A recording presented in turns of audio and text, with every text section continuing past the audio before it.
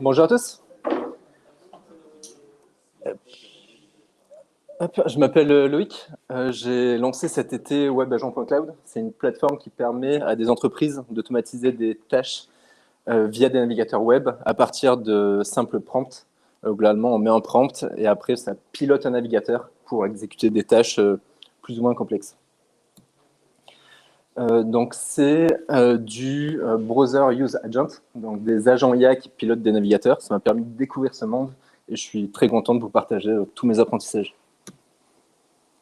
On va pouvoir voir le contexte des Browser Use Agents, plus concrètement comment ça marche techniquement, les différents enjeux techniques associés avant de conclure. Donc sur le contexte, vous en avez peut-être entendu parler récemment, il y a beaucoup de gros acteurs de l'IA qui se mettent à lancer leur navigateur boosté à l'IA, que ce soit ChatGPT avec Atlas, Perplexity ou autre. Il y a plein d'acteurs qui ont fait des levées records sur les 2 dernières années. Globalement, pourquoi? Parce qu'en fait, il y a un énorme potentiel. Donc, l'IA peut littéralement travailler à votre place. Elle peut surfer sur le web, comprendre ce qui se passe sur la page, cliquer, remplir des formulaires, extraire des données. Donc, dans n'importe quel secteur, globalement, là où on utilise un navigateur web, l'IA peut travailler pour nous.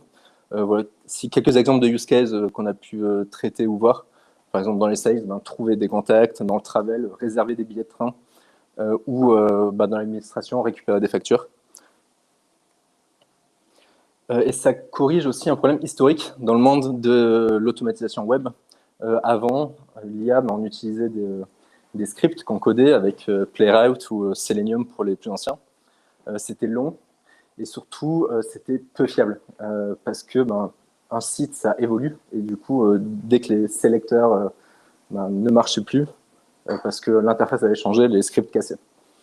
L'avantage avec l'IA, c'est qu'à partir d'un simple prompt, on a notre automatisation qui marche et c'est adaptatif. C'est-à-dire que si l'interface du site change, l'IA peut comprendre la nouvelle interface et toujours ajuster ses actions.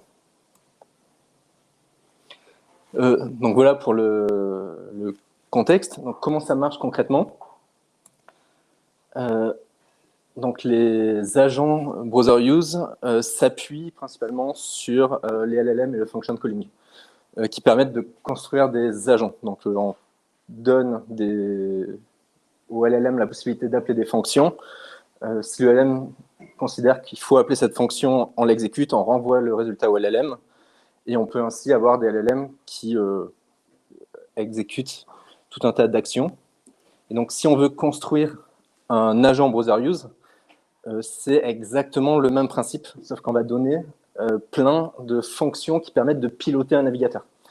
On va dire au LLM, voilà, tu es un assistant web, ton objectif, c'est par exemple de réserver un billet de train, tu as accès à différents outils, tu peux aller sur une page web, tu peux prendre une capture d'écran, tu peux extraire le contenu de la page, etc. Donc on va coder toutes ces interactions avec le navigateur en utilisant des scripts, des outils traditionnels comme Playwright.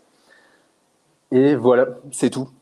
C'est par exemple le code extrait de StageHand, qui est une des librairies les plus populaires. Et ça suffit. Donc c'est assez fou de voir à quel point on peut aller vite, rapidement. Globalement, qu'est-ce que vont faire les agences? C'est qu'ils vont utiliser des outils pour observer, ensuite agir avec le navigateur, et on va itérer, on va rentrer dans une boucle agentique jusqu'à obtenir la tâche finale. Il y a une autre stratégie pour construire des agents Browser Use que je vais exposer rapidement. C'est d'utiliser des modèles de Computer Use. C'est des modèles qui sont proposés par OpenAI, Google ou Anthropic, qui sont spécialisés sur du Computer Use. Donc ça ne fait pas que du browser, mais globalement, ça prend en input des captures d'écran, toujours la tâche initiale, et ça va donner en output des actions qui sont très spécialisées. Donc les actions, elles sont définies par le modèle lui-même. Et il va vous dire, clique à telle coordonnée des pixels. Et Pour l'implémentation, c'est assez simple aussi. Donc voilà, par exemple, un exemple en utilisant le modèle computer use de Gemini. On lui donne le user prompt de départ, et puis après, on itère, et à chaque fois, on exécute les différentes fonctions. Un ensemble de fonctions ou une fonction à la fois? C'est un ensemble de fonctions. Par exemple, Open Web Browser.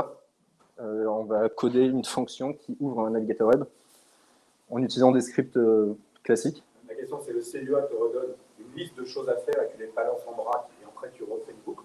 Ou est-ce qu'il te donne une seule action, tu fais une autre, une action, tu fais une autre? Une seule action et en boucle. Les modèles browser use, par contre, pour des raisons d'optimisation, ont réussi à dire d'un seul coup exécute plusieurs actions, qui permet d'éviter plein d'allers-retours. Mais les modèles computer use, c'est une seule action.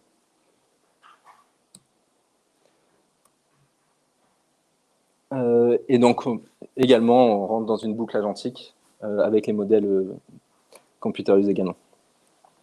Donc, quelle est la différence entre les deux stratégies? Mes retours, c'est que les agents vraiment purs LLM, ils ont plus de contexte dès le début, ils sont capables d'extraire tout le contenu de la page. Et donc, s'il y a par exemple un bouton qui est dans le footer, ils vont le voir tout de suite, donc ça sera plus efficace. Mais par contre, j'ai trouvé que les modèles CUA étaient plus fiables. Ils représentent un peu plus les comportements des utilisateurs, c'est-à-dire qu'ils vont bouger la souris à un endroit et cliquer à cet endroit-là. Et si le site n'est pas très accessible, ça va mieux marcher. Et d'ailleurs, dans les benchmarks, les meilleurs rapports de fiabilité ressortent sur les modèles CUA avec Gemini en tête en ce moment. Ça bouge beaucoup. Il y a de plus en plus de pages web qui planquent en non visible des prompts pour que les IA se gavent. Très bon exemple de problème de sécurité. Donc il y a plein de nouveaux problèmes qui émergent. Et des véritables enjeux qu'il faut traiter, donc des enjeux de fiabilité, des enjeux de performance, des enjeux de coût, de sécurité et de furtivité. Je reviendrai après sur ce que c'est. Et on va pouvoir voir comment répondre à ces problèmes techniques pour construire des agents qui marchent vraiment en production. Le premier, c'est la fiabilité. Quand on regarde les benchmarks sur le papier, on voit des résultats qui ont l'air incroyables, genre des scores de 92% des tâches réalisées sur Web Voyager. On se dit, waouh, ça paraît génial. Mais par contre, en pratique, il y a beaucoup de tâches qui sont hyper simples, qui en fait ne marchent pas. Par exemple, j'ai essayé d'envoyer un message sur LinkedIn, et en fait, il se trouve que l'input, c'est une div, donc pas du tout accessible. Donc en fait, il ne ressort pas dans la liste des éléments qui sont interactifs. Donc en utilisant les modèles plus LLM, un modèle computer use à l'inverse, avec la capture d'écran, arrive à cliquer au bon endroit. Un autre exemple, c'est pour l'extraction de données. Pour un client, on avait besoin d'extraire la liste de toutes les lois qui étaient sorties sur Légifrance tous les jours. Et l'IA est assez flémarde. Quand on lui dit extrait tous les liens, elle va nous dire bon, j'ai extrait 10 liens, est-ce que tu veux plus de liens? Sauf que là, on est dans un process, on n'est pas dans un chatbot, donc ça ne marche pas du tout. Et c'est encore plus, c'est pire sur des interfaces complexes. Par exemple, là, j'avais un besoin de télécharger un PDF, lire le contenu. Il y avait un bug où, en fait, il n'arrivait pas à lire le PDF. Et l'IA hallucinait totalement le contenu du PDF en me disant voilà ce qu'il y a dedans, mais c'était totalement faux. Choisir des places dans un train. Donc voilà un exemple d'interface complexe avec beaucoup de données. Et là aussi, l'IA a du mal à choisir. Ou éditer un document en Notion. Sur Notion, encore un problème d'accessibilité où toute la page est littéralement cliquable. C'est très très difficile pour une IA. Donc l'apprentissage, ça c'est déjà privilégier les benchmarks qui sont représentatifs. En réalité, le benchmark Web Voyager, il n'est pas du tout représentatif parce qu'il se base uniquement sur une quinzaine de sites. Il y a d'autres benchmarks qui sont plus fiables, par exemple Online Meant Web, qui j'ai l'impression est en train de devenir la référence, qui lui se base sur 136 sites. Et après, il y a Webbench, qui lui a encore plus de sites en référence. Donc, sur la fiabilité, comment l'améliorer techniquement? Et en réalité, c'est les mêmes problématiques que sur des projets d'IA classiques. Et donc, les actions pour améliorer la fiabilité, on va retrouver les mêmes éléments que sur des projets d'IA classiques. Donc, du prompt engineering, donc il faut être hyper précis sur les différentes actions à réaliser. Il y a le mode planning. Donc ça, c'est une technique que les technologies de browser use mettent en place et qu'on met en place. C'est de planifier toutes les tâches qu'il va falloir réaliser. Donc c'est l'IA qui se fait elle-même un plan et qui après est capable de le dérouler automatiquement. Et c'est exactement ce qui se passe dans Cloud Code. Cloud Code fait la même chose pour obtenir des résultats plus pertinents. Autre point hyper critique, c'est l'évaluation. On peut avoir l'automatisation IA qui fonctionne une 50aine de fois, même 100 fois, et après qui plante 10 fois d'affilée derrière. Donc c'est hyper important de tester plusieurs centaines de fois le workflow, parce qu'en fait, c'est pas du tout, c'est pas déterministe. Le choix des modèles, hyper important aussi. Donc là, il y a des vrais trade-offs entre fiabilité, performance et coût. Les modèles Gemini, par exemple, sont très rapides, mais du coup moins fiables. Les coûts, on peut utiliser par exemple du DeepSeek, qui est 30 fois moins cher qu'un OpenAI.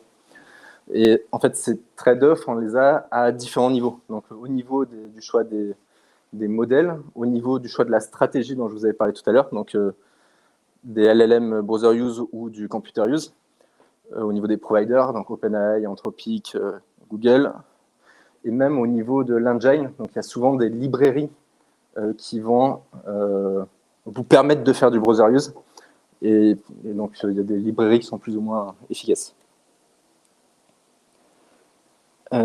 Une stratégie pour améliorer la fiabilité, c'est d'utiliser et de rajouter des outils.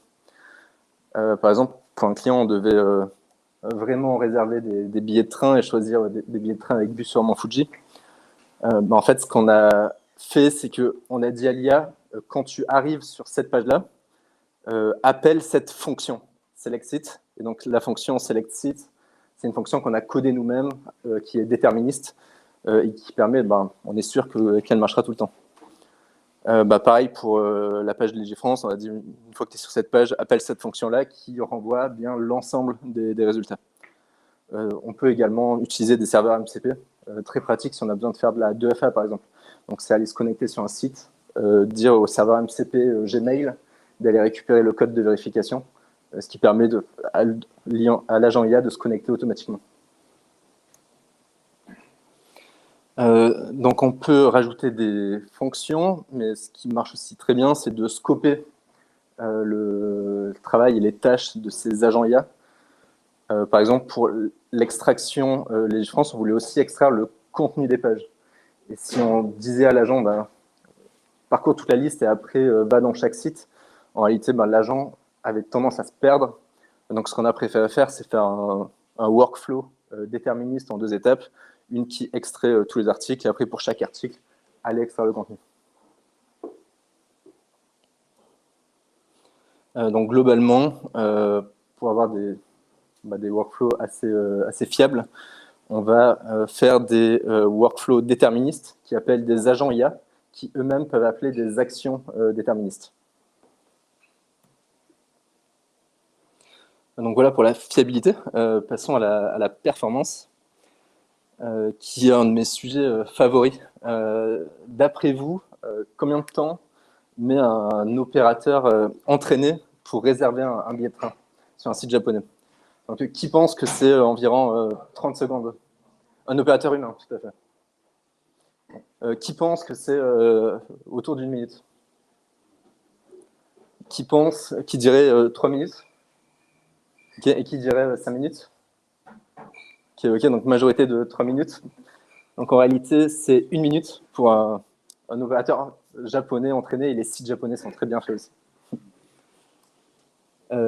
Et d'après vous, combien de temps met le meilleur outil Browseruse, enfin l'outil le plus populaire que vous pouvez trouver sur le marché, vous l'installez et vous lui donnez la tâche. D'après vous, combien de temps ça mettrait? Qui dirait c'est pas 30 minutes, mais 30 secondes. Comment? Que veut dire sans optimisation? C'est-à-dire, on prend la librairie la plus populaire, on l'installe, et on fait rien. Et on dit, exécute-moi cette tâche et réserve le billet de bout en bout. Donc, qui dirait 30 secondes? Une personne. Qui dirait 1 minute? Une personne. Qui dirait 3 minutes? Et qui dirait 5 minutes? Bah, en effet, donc c'est vraiment très très long. Pour vous donner une idée, donc voilà un agent IA qui travaille, et il se passe, enfin on a vraiment l'impression qu'il se passe rien. Et pourtant, je n'utilise pas le modèle Olama de Arnaud. Genre voilà, ça avance. Ouais, c'est surtout quand il faut faire des évaluations et tester 200 fois ces événements. Donc c'est très long. Au final, un opérateur humain est 5 fois plus rapide. Donc la cause, ce qu'on peut faire, c'est profiler, regarder ce qui se passe concrètement. Il y a beaucoup d'allers-retours et il y a des appels LLM qui sont de plus en plus longs. Donc ces appels, ils sont longs par défaut parce qu'on utilise des modèles de raisonnement qui sont longs par défaut. Donc si on prend des modèles vraiment très flash, ça marche mal. Donc on prend des modèles longs par défaut et après le contexte fait que grossir à chaque fois, puisqu'après on redonne l'ensemble de la page, on redonne des captures d'écran. Et donc c'est vraiment de plus en plus long. Donc comment améliorer tout ça? Une des techniques possibles, c'est de faire de la parallélisation. Donc on va, pas toujours possible si on a un workflow linéaire, mais si on a plusieurs actions à réaliser, on peut les paralléliser. Une autre action possible, j'en parlais tout à l'heure lors des trade-offs, c'est d'utiliser d'autres modèles. Par exemple, les modèles Gemini sont actuellement très performants, donc un peu moins fiables, mais quand même beaucoup plus rapides. En utilisant du Gemini, on divise par 2 notre vitesse d'exécution. Donc là, on arrive à 2 minutes 30 pour une réservation de billet de train. Une autre stratégie, c'est de faire du prompt caching. Globalement, les providers de LLM peuvent vous permettre d'activer le prompt caching sur certaines requêtes. Donc, vous réalisez votre première requête, ça va enregistrer dans le cache les résultats. Et si vous refaites un prompt où il y a une grosse partie du prompt initial qui se retrouve, la performance sera largement meilleure et les coûts seront également réduits. Donc, c'est vraiment à considérer. Et il y a un des engines qui s'appelle Browseruse qui ont réussi à mettre ça en place en optimisant les requêtes. Et vu que le contexte grossit, mais ils ont réussi à renvoyer à chaque fois le contexte toujours avec le même début. Et en fait, ça permet d'avoir de belles améliorations. Donc là, on commence à compete oui, avec des humains. Mais on peut aller encore plus loin. C'est ce qu'on a voulu faire sur WebAgent. C'est de faire, pour des actions qui sont très répétitives, de l'action caching. Le principe, c'est que le premier run se passe 100% avec de l'IA, comme avant, mais on va enregistrer toutes les étapes, tous les clics qui ont été réalisés. Ce qui va nous permettre de pouvoir les relancer sans faire appel à de l'IA. Donc là, on va vraiment très vite. On peut également avoir des systèmes de paramètres pour quand même même si c'est le même workflow, on peut vouloir faire varier des paramètres comme le nom du passager ou autre. Et même parfois, toujours faire appel à l'IA si besoin. Ce qui nous permet de faire des scripts qui se self-heal. C'est-à-dire que si jamais l'interface change, l'action ne marche pas, on va fallback sur la AI. Et globalement, ça permet d'avoir un peu le meilleur des deux mondes entre avant des scripts déterministes très performants et de l'agentique qui permet d'avoir un setup rapide et adaptatif. Et donc là, on arrive à des 30 secondes sur un workflow de réservation de train, par exemple. Donc c'était le sujet sur la performance. Parlons des coûts maintenant. Il y a un double coût. C'est tout d'abord le coût des modèles. Donc, comme on a vu tout à l'heure, il y a un large contexte avec toutes les pages qui sont renvoyées à chaque fois, beaucoup d'allers-retours, et un besoin de modèles intelligents. Mais également, donc, le deuxième coût, c'est le coût de l'infra, parce que faire tourner des navigateurs, c'est très lourd.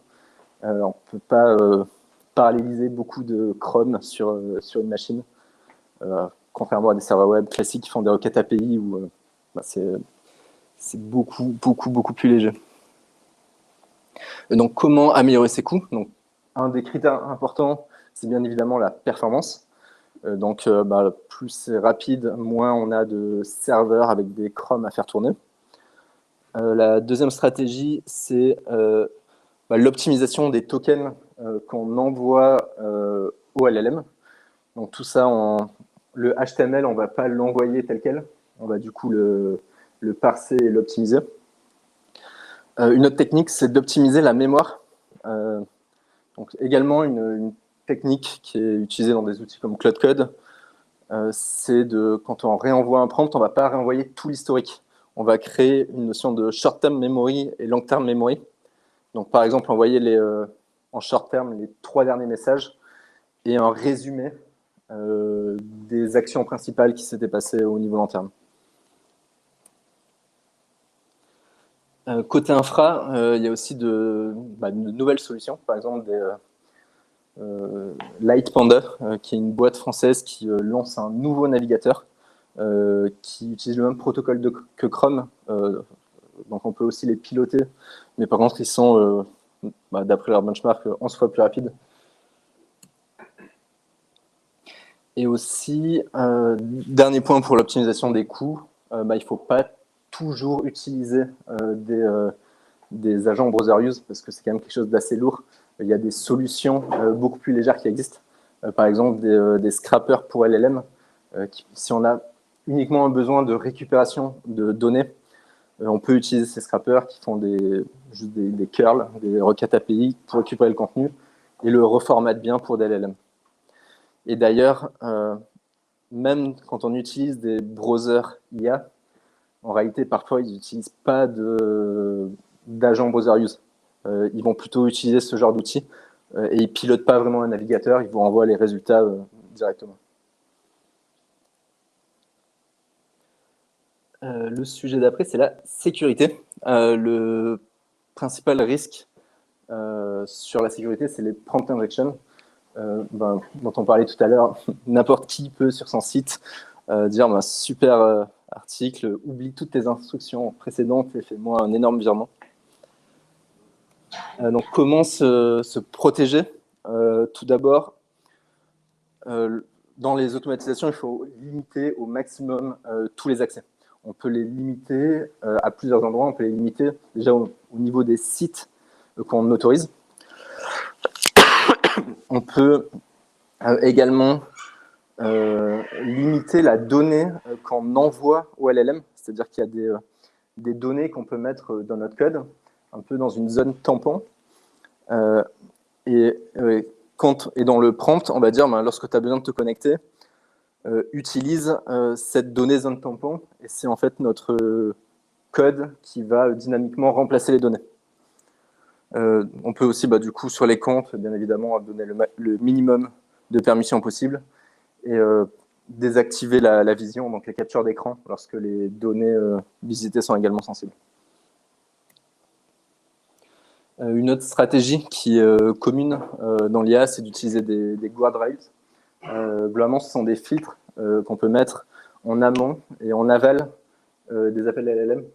Donc, pour vérifier que ces demandes sont bien légitimes. Ou même que le résultat du LLM est légitime aussi et que c'est pas n'importe quoi.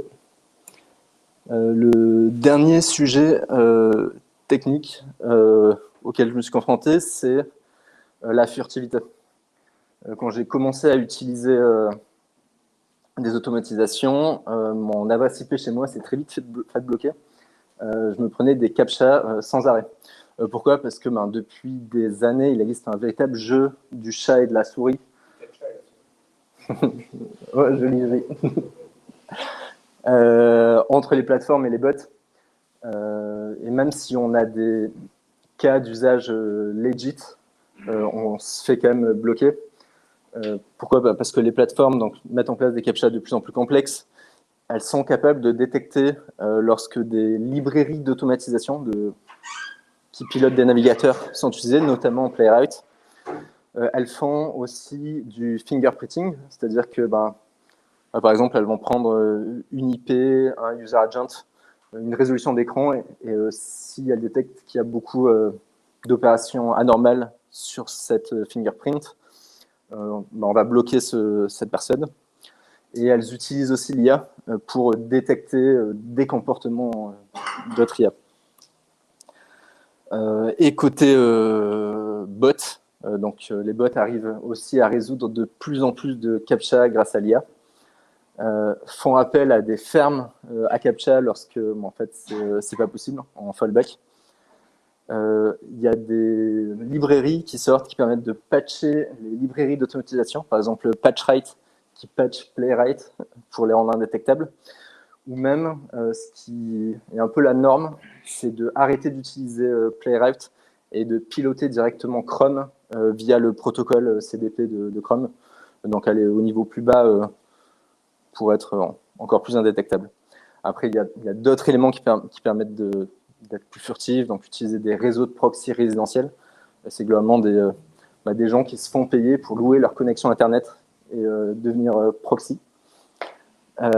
Ou mettre en place des stratégies de fingerprinting aléatoire. Donc, on va faire varier le user agent, l'adresse IP, donc le proxy qu'on utilise, la résolution, pour paraître comme des utilisateurs normaux.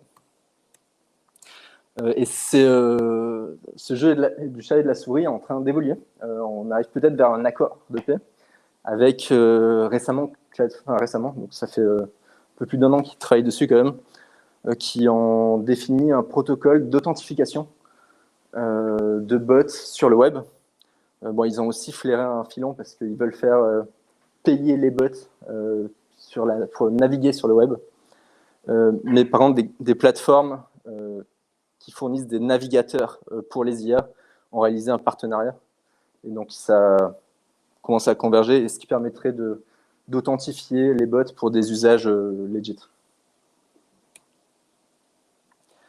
Donc, voilà, pour les différents enjeux.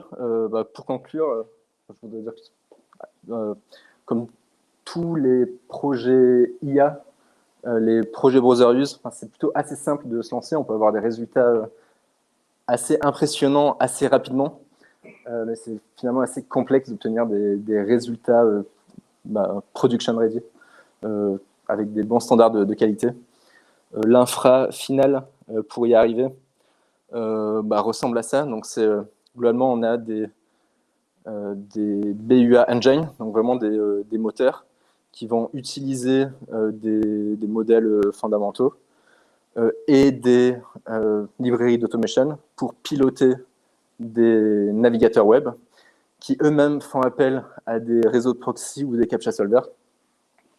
Et donc tout ça permet de soit fournir des services d'automatisation pour entreprises ou pour consommateurs directement sur vos ordinateurs. Le secteur bouge aussi très très vite, donc restez à l'écoute. J'ai mis donc tout ce qu'on a fait avec WebAgent, c'est une plateforme cloud, mais c'est aussi open source. Si jamais vous voulez aller jeter un coup d'œil et mettre une star, ça fait toujours plaisir.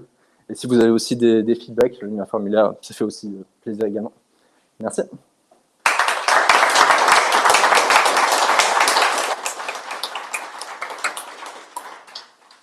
Merci Loïc. Les gens qui prêtent leur proxy, c'est des proxynettes,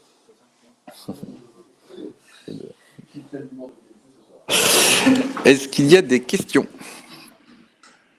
Oui. Désolé, je suis connu pour poser des questions. Est-ce que quand on est un utilisateur normal, on a une fenêtre qui a une certaine hauteur et on comprend que il va être obligé de scroller, de rescanner l'image, de rescroller, de rescanner l'image. A priori, on peut se dire qu'on n'en a rien à foutre quand on a un truc automatisé. On peut avoir un navigateur qui a une colonne qui fait 1 million de pixels.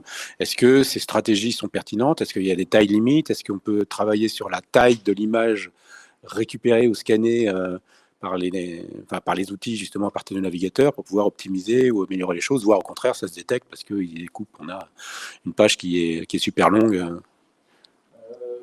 Alors, la stratégie la plus commune, notamment lorsqu'on utilise des providers de browser, c'est en fait on leur délègue totalement ça. Et ce qu'ils vont faire, c'est vraiment randomiser les résolutions. Mais par contre, ils vont quand même les mettre dans des résolutions très classiques. Ils ne font pas des résolutions. Voilà. Ça, c'est pour cacher le fait qu'ils sont en train d'être automatisés. Mais si maintenant on est d'accord sur un modèle automatisé, on se dit que la stratégie serait plutôt l'inverse, de ne pas se cacher, mais au contraire de prendre une énorme colonne et d'avoir qu'un seul snapshot qui aurait l'intégralité de la page du haut jusqu'en bas sans avoir à la scroller, quoi. Alors là, du coup, ça dépend de la stratégie qu'on utilise. Si on utilise des modèles de computer use qui fonctionnent vraiment avec des captures d'écran, c'est pertinent. Mais si on utilise des modèles qui utilisent uniquement des LLM, ils sont capables d'extraire dès le début tout le HTML. Tout le DOM, oui. Donc en fait, c'est pas forcément utile.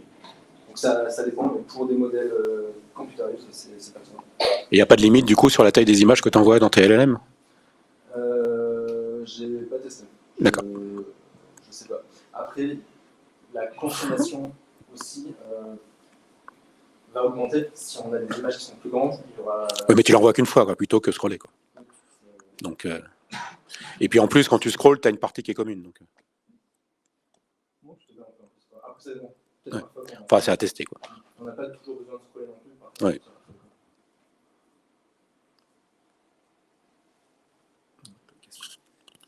Merci. Yes.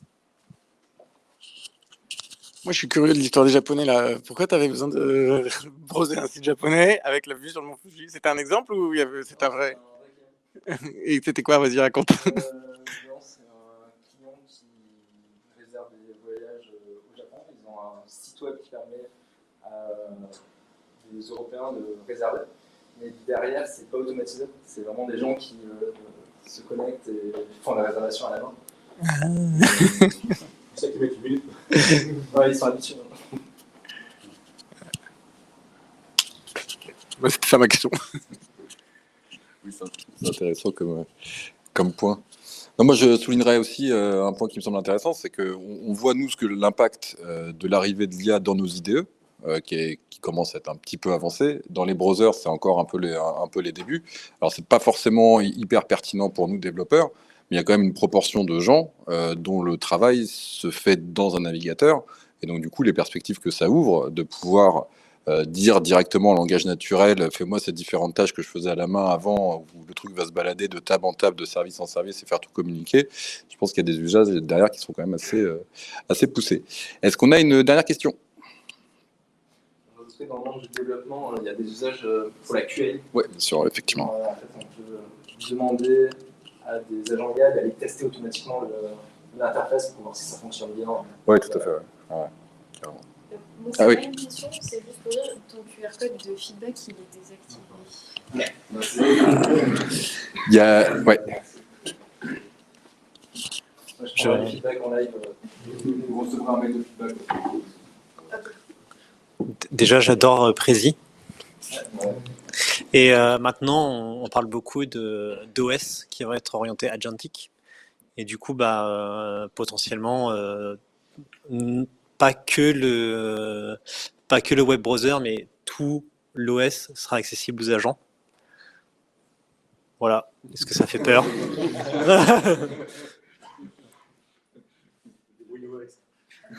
Bon courage. Les gros points de suspension derrière. Dernière question, dernière remarque? Non, c'est bon. Merci Loïc.